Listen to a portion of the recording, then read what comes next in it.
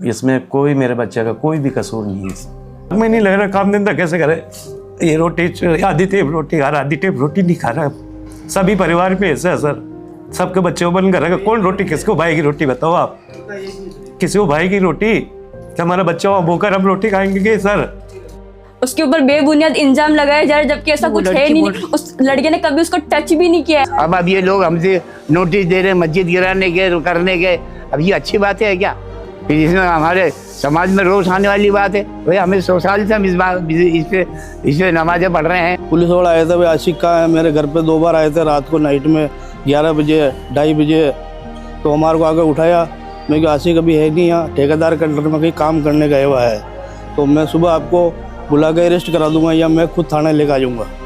तो मैंने उसको बुला के बोरा भाई की गाड़ी में बिठा के और उनको हम थाने छोड़ के आए थे। इसके ऊपर थप्पड़ मारा है कि बाल खींचे, इसको गंदी गंदी गालियां निकाली। पुलिस वाले सब हमारे घर में आ गए थे, बच्चा था ही नहीं। पूरे घर को चेक कर लिया, ऊपर चेक करा था। पूरे घर में आके पूरे घर पे हमारे किराएदार थे, उनके घर में भी जाके चेक किया उन्होंने। नहीं नोटिस कुछ भी नहीं लेके आए। 5-6 पुलिस हमारे घर के अंदर है। ये समझ में नहीं आ रहा। भगवान जाने ऐसी बात, मैं नहीं जानता हूँ।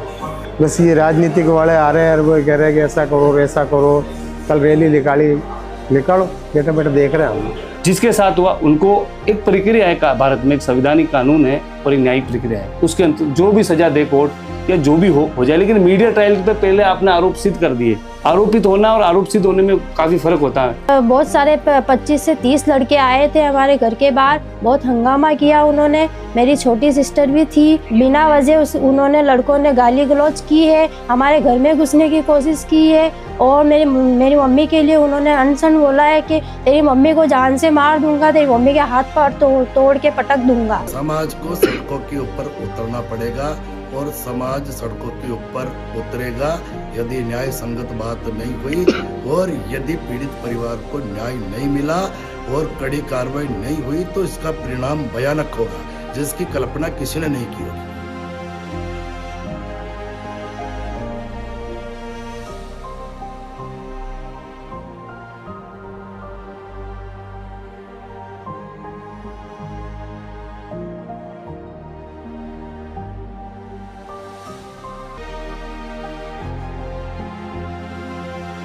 मेरे बच्चे को ना 16 तारीख को उठाया गया है। वो बेगुनाह है, बेकसूर है, मासूम है, बेवजह फंसा रहे हैं उनको। हिंदू लड़कियों के खिलाफ एक घिनौनी साजिश रची जा रही थी। लोगों का गुस्सा, लोगों का आक्रोश थमने का नाम नहीं ले रहा है। उनके गुस्से का उबाल इतना है कि वो लगातार इन आरोपियों के लिए सिर्फ एक ही सजा की मांग कर रहे हैं कि इन्हें फांसी से कम कुछ भी ना हो।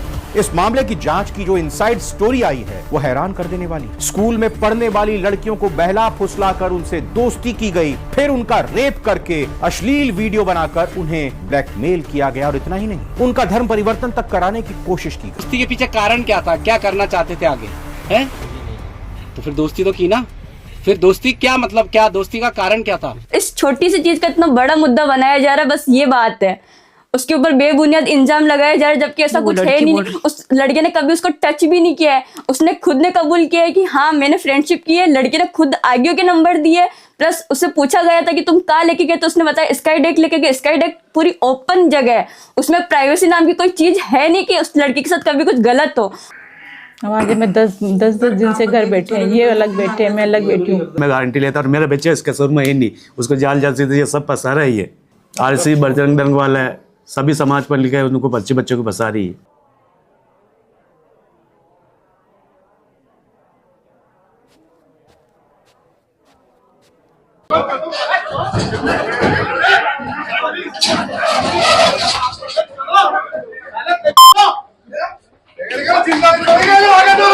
मुझे लगता है प्रशासन भी दबाव में है, क्योंकि एक नैरेटिव बन चुका है समाज में, और जब नैरेटिव समाज में स्थापित हो जाता है उसके बाद उन परिवारों का पक्ष नहीं रखना।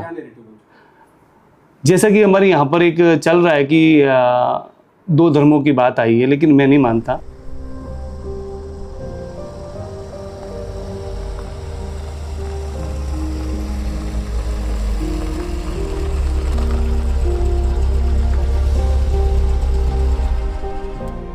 ये बच्चे हमारे सामने होशियार हुए, हम कैसे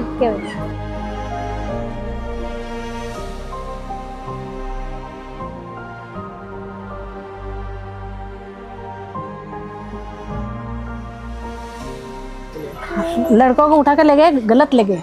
मेरे आए हुए, मेरे को यहाँ ससुराल है मेरा, 40 साल हो गए मेरे ससुराल आए हुए। कभी ऐसा कुछ सुना है? नहीं सुना, कभी भी नहीं सुना। हिंदू मुस्लिम तो अब ये तो पब्लिक है, विवाद मत बनाओ। क्यों विजयनगर में कभी हुआ नहीं है ना, तो अब ये करने चाहते हैं। कोई लड़का की कोई गलती नहीं, बच्चे की की तो कोई गलती नहीं है। आप लोग इस इलाके में कैसे रहते हैं? हम तो परिवार जैसे रहते हैं। हम तो कभी हिंदू जाना नहीं, कभी मुसलमान जाना नहीं। एक परिवार रहता है भाई, का हिंदू है मुसलमान है, कोई नहीं जानते। एक परिवार जैसे ही रहते हैं। दूसरों मोहल्लों से नया तो बिल्कुल शांति माहौल। आप लोग इनके साथ खड़े हैं? हाँ खड़े हैं ना। क्यों खड़े थे? इंसान सही है इसलिए खड़े। गलत होता तो हम भी खड़े नहीं रहते।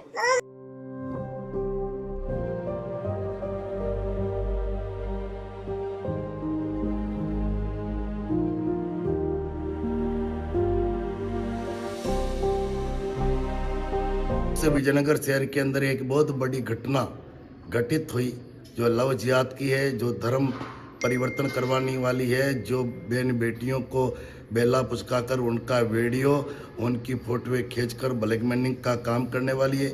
इस घटना ने संपूर्ण हिंदू समाज को शर्मसार कर दिया है। यहाँ के जनता के मन में गुस्सा है। समाज को सड़कों के ऊपर उतरना पड़ेगा और समाज सड़कों के ऊपर उतरेगा यदि न्याय संगत बात नहीं हुई और यदि पीड़ित परिवार को न्याय नहीं मिला और कड़ी कार्रवाई नहीं हुई तो इसका परिणाम भयानक होगा, जिसकी कल्पना किसी ने नहीं की होगी।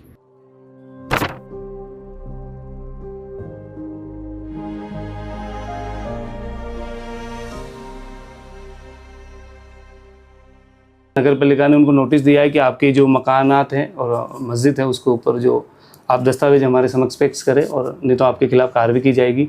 तो इसमें आप समझते हैं कि अभी सुप्रीम कोर्ट ने भी दिशा निर्देश दिए हैं इस मामले में कि 15 दिन का समय कम से कम दिया जाना चाहिए और अतिक्रमण भी हटाना है।